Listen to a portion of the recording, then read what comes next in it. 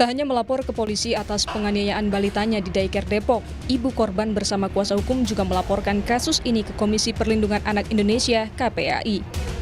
KPAI menyatakan akan mengawasi kasus ini untuk memastikan proses hukum berjalan. Dari kuasa hukum dan ibu sudah melakukan pelaporan di kepolisian, berkas-berkas sudah kita terima dan beberapa bukti juga kita terima. Pengaduan KPAI tahap berikutnya akan melakukan telaah dan dilanjutkan dengan koordinasi dengan beberapa pihak, termasuk dengan pihak kepolisian, untuk memastikan kasus ini berjalan sesuai hukum yang berlaku. Atas dugaan penganiayaan ini, orang tua korban sempat meminta konfirmasi dari pihak daycare. Namun pihak daycare membantah ada peristiwa yang menyebabkan korban memar. Itu tuh cocok dengan bukti yang saya punya, yaitu foto memar-memar di badan anak saya setelah dia pulang dari daycare. Itu kami konfirmasi ke pihak daycare dan mereka menyanggah. Mereka bilang katanya anak saya tuh nggak ada jatuh, nggak ada diisunya sama temannya, nggak terbentur apapun gitu. Dan jadi kami sebagai orang tua ya positif thinking bahwa memang anak saya memar-memar itu karena sakit, karena memang pada saat itu anak saya sedang demam.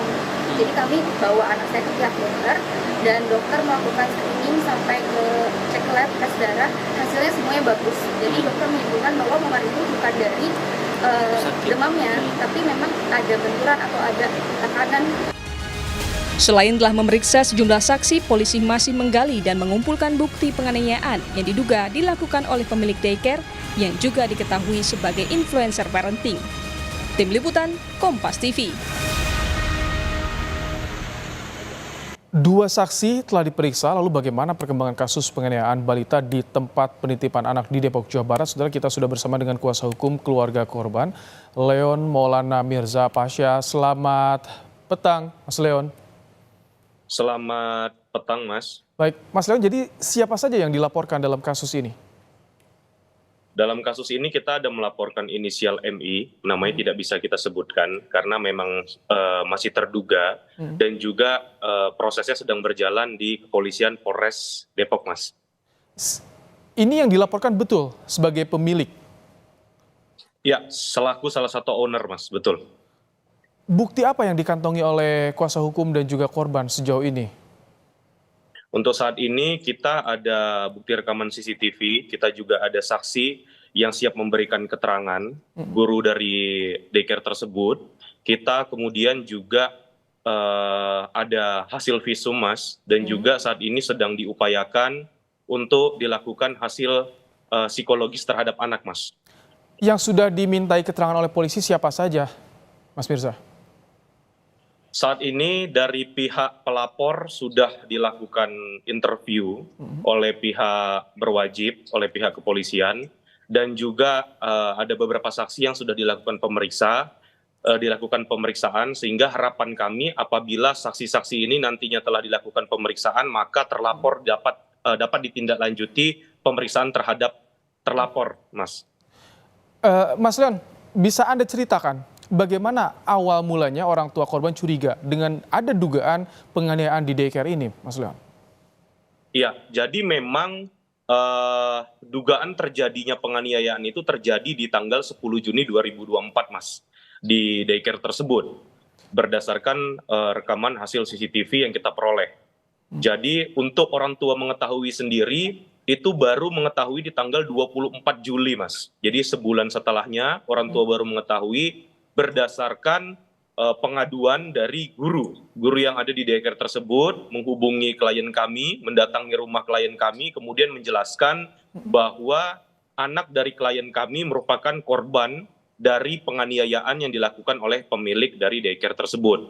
Dan juga diberikan beberapa bukti bahwa terdapat penganiayaan tersebut, Mas, seperti itu. Itu bukti yang sudah didapat saat itu termasuk CCTV yang saat ini sudah dikantongi?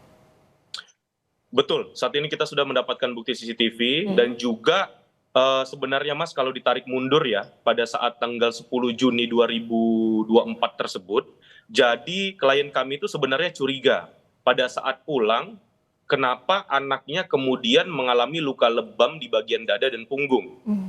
Oleh sebab itu, klien kami menghubungi admin by WhatsApp, admin dari daycare tersebut, namun penjelasan dari pihak sekolah menyatakan bahwa anak tersebut tidak ada jatuh ataupun berantem dengan teman sekolahnya dan lain sebagainya yang menimbulkan adanya luka fisik di anak tersebut. Tapi ketika Sehingga- silakan lanjutkan. Bagaimana? Baik, sehingga orang tua karena berpikir positif, anak juga pada saat itu sedang dalam keadaan demam, juga sedang batuk pilek. Pikir orang tua mungkin karena sakit yang diderita menyebabkan lebam biru di badan.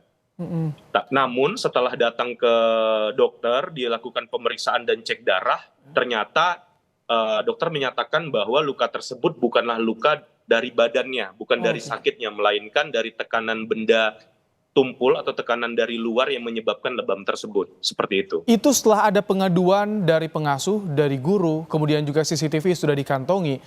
Pemilik bagaimana meresponsnya? Apakah sempat meminta juga pertanggungjawaban atau penjelasannya?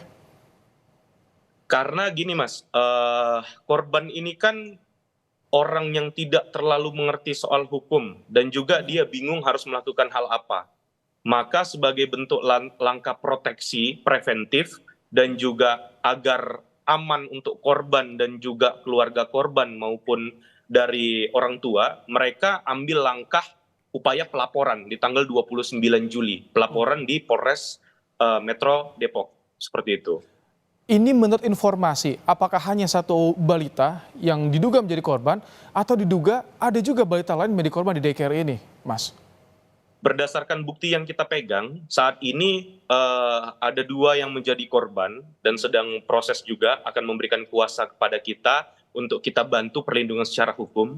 Yang mana apabila Mas lihat di video rekaman tersebut ada anak balita umur 6 bulan dan juga ada batita umur 2 tahun, yang mana yang umur 2 tahun itu inisial MK adalah dari klien kami saat ini, dan yang umur 6 bulan saat ini sedang proses untuk memberikan surat kuasa untuk dilindungi.